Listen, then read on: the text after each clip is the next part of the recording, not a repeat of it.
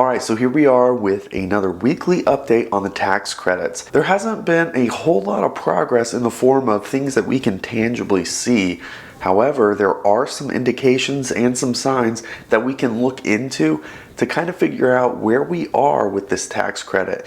This is really important because everything that's happening right now could have fundamental impacts on this bill. The biggest challenge right now is how do we get this bill to pass before the end of the year, which is a very big and important milestone. The pressure that the Democrats are facing right now to get this done before the end of the year cannot be understated. Of course, going into 2022, we do have midterm elections, and there's a lot riding on getting this passed. After the infrastructure bill was passed, there was not quite the boost that they were hoping for in support of the Democratic Party. With that said, we are now looking at Build Back Better as the pinnacle piece of legislation that the Democrats are banking everything on right now. Now, with that said, we are still facing the same objections from the same people in the Senate.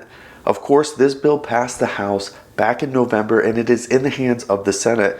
We have yet to see tangible changes to this bill. Of course, that's unfortunate, but they are making progress and they are working on what exactly it's going to take to get this bill passed.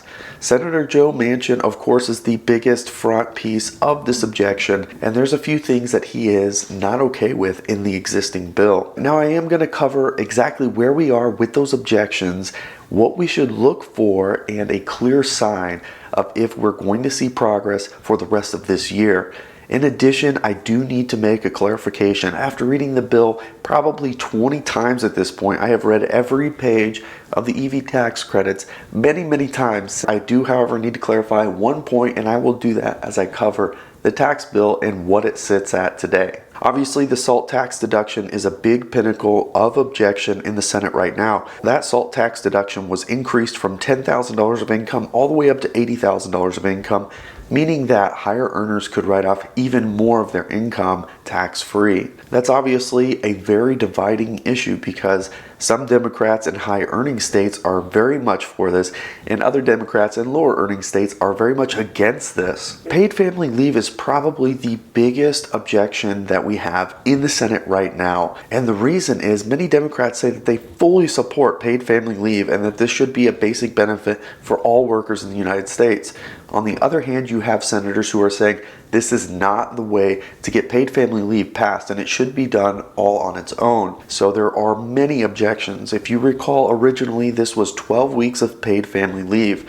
That was then removed from the bill altogether, and then at the last minute, it was brought back at 4 weeks. So there's a lot of discussion, a lot of negotiation that has to happen if this has any chance of getting passed in the final bill. For EV tax credits, that union boost of $4,500, of course, is a big issue.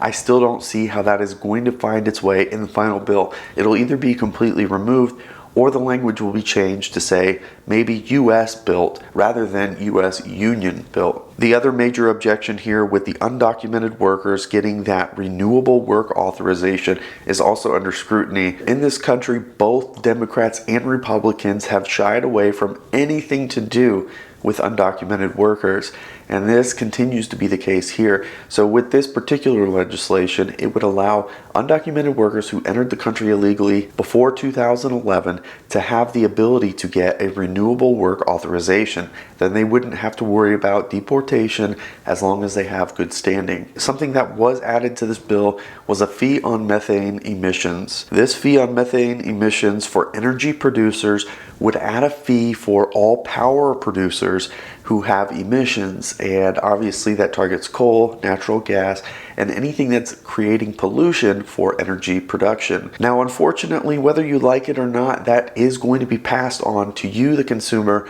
of electricity. So unfortunately, a bill like this, which would add a fee for emissions, would ultimately come down to you. You would be the one who would pay for it. Now, of course, if you have solar or you generate your own energy, you don't have to worry about that. And if you come from an area where all of your energy is produced by renewable sources, you also would not see that fee floated to you. However, for the rest of the country, that fee is going to come in the form of higher rates from your power producer. Medicare has also been targeted to increase to also include hearing. Now, they did want to include dental and vision, but those have since been scrapped. So a hearing benefit has been added to Medicare, and that is on the table to potentially be chopped as well. And then all these things together, we still have to wait to hear back from the parliamentarian on if all this is legal. There are pieces of this that may not be legal to push through via the budget reconciliation process. The budget reconciliation process is much different than just creating new legislation and going through the standard process,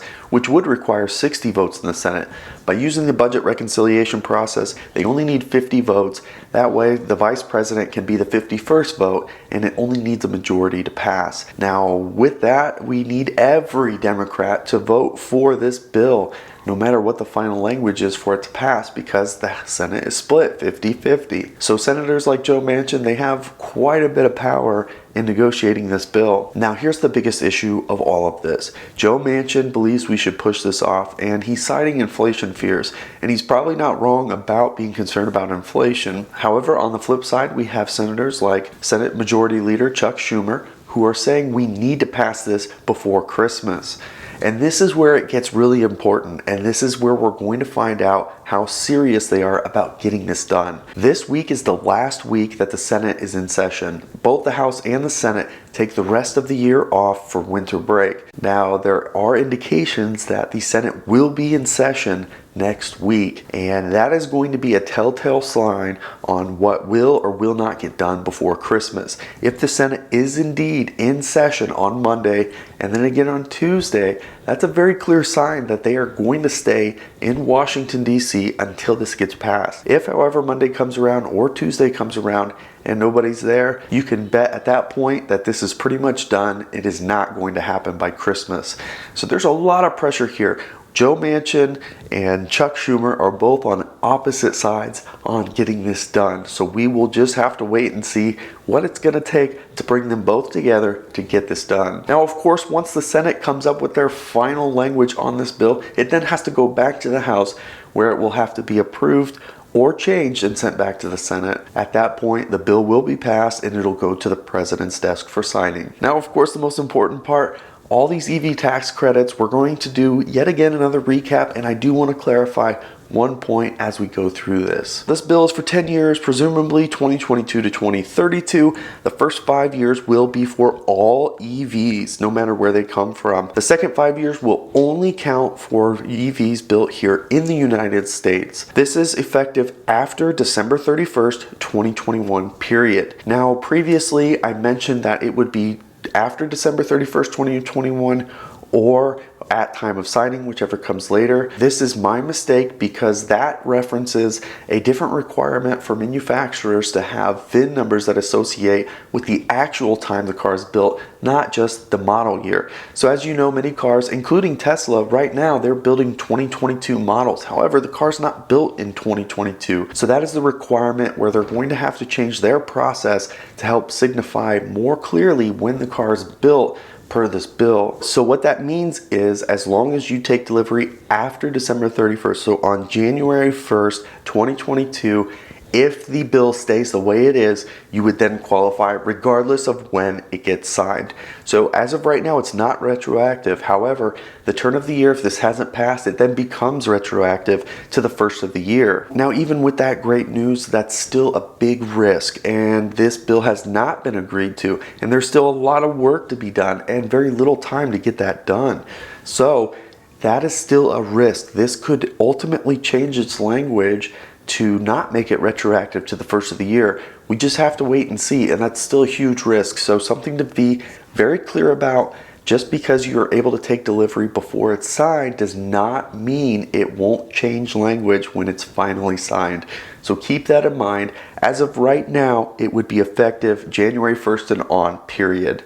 That could change at a later date. This $7,500 tax credit is made up of a $4,000 base credit for all EVs, including plug-in hybrids. The $3,500 boost is for 40 kilowatt hours or larger. through 2026. Starting in 2027, it has to have a 50 kilowatt hour or larger battery pack to get that $3,500 credit. Of course, that $5,000 boost, which is made up of the $4,500 union boost, which is likely to go away, and a $500 US battery built requirement. So that's how you're going to get to the full $12,500. And right now, the Chevy Bolt EUV and the Chevy Bolt are the only cars on the market that qualify for that full $12,500. Now in the future, that will change as other cars are starting to come online. This is a refundable credit. I cannot say this enough. A refundable credit, meaning regardless of your tax liability, the amount of money you get only depends on the car that you buy, not how much money you make. So as long as you meet the income requirements, it doesn't matter. Even if you're retired and you have zero income, you will get the full credit. It is fully refundable. The income caps are based on adjusted gross income, $250,000 for individuals, $500,000 for joint filers. This is not an all or nothing credit. You will just simply lose $200 per thousand of extra income. So if you make $275,000 as an individual, you would still get a credit. It'll just be reduced by $200 per thousand of income over those caps. MSRP caps are still the same. Sedans at $55,000, vans, SUVs, and trucks at $80,000. Again, this is right now based on EPA designation. So even if a manufacturer says a car is something, all that matters at this moment anyways is what the EPA classifies it as. The Model Y is classified as a small SUV, so it has an $80,000 cap. The Mach-E is classified as a wagon, so it falls under the other category. Sedans and others have a $55,000 cap. The Mach-E would have a $55,000 cap. Anything over that and it qualifies for zero. The used EV tax credit, a $2,000 base, it must be 2 years old, have a $25,000 cap or less, and an extra $2,000 if the battery is larger than 40 kilowatt hours through 2026 and 50 kilowatt hours after 2027. The income limits on that used tax credit are $75,000 for individuals and $150,000 for joint filers. So I'm going to try to make this as clear as possible on the timing of these credits. In the first year, so 2022, you will not get this credit until you file your 2022 taxes. So in April of 2023, that's when you would get your credit. Starting the second year, 2023, you will get the credit at time of purchase. That first year is so that they can implement a system to pay dealers at time of purchase so they can recognize that credit when you go to buy the car. This is not likely to change. This won't be a time of sale credit until the second year. So year 2 through 10 is when this would be a point of sale credit. Now looking over at hybrids, it's basically the same thing. However, you get the base credit of $4,000 and the $3,500 boost is based on a 40 kilowatt hour or larger and less than 2.5 gallons through 2026 and 50 kilowatt hours and less than 2.5 gallons through 2027. There's still that $4,500 union boost, that's $500 US battery boost. So even if you don't meet the battery and gas tank requirement, you can still get the $4,000 credit. Plus you could get a union boost of $4,500 if it's made in a union factory here in the United States, plus a $500 boost if indeed the battery is here in the United States as well. So presumably you could get a $9,000 tax credit even if the battery and the gas tank don't meet those requirements for the $3,500 boost. At this time, those income limits are still the same for plug-in hybrids. So if you're looking at buying a plug-in hybrid, there's still plenty of money to be had. Now the one thing is it has to have at least a 10 kilowatt hour battery pack. So that's something to keep in mind. There are a couple of plug-in hybrids that do not have a 10 kilowatt hour battery pack, so they would qualify for nothing. So if you're looking at getting a plug-in hybrid with a smaller than 10 kilowatt hour battery pack, you need to buy that car before the end of this year or before this bill is passed, because right now you get $7,500 assuming they haven't sold more than 200,000 vehicles. That $7,500 is going to go away with this new bill if the battery pack is too small. So that's it for you. That's the roundup for this week. All eyes are on the Senate come Monday. If they are in session next week, that is a good indication that they're still working to try to get this done before Christmas. Only time will tell if we can get Joe Manchin to come to the table and clearly state what his objections are and what he wants to see in the bill. Then negotiations have to come to a completion for this bill to pass. I hope that you enjoyed this video. Of course, if you did, give it the thumbs up. If you haven't already, of course, subscribe to the channel as we continue to post content regularly. You can follow us on Twitter and Instagram at Bearded Tesla. Thanks so much for joining us, and we'll catch you next time.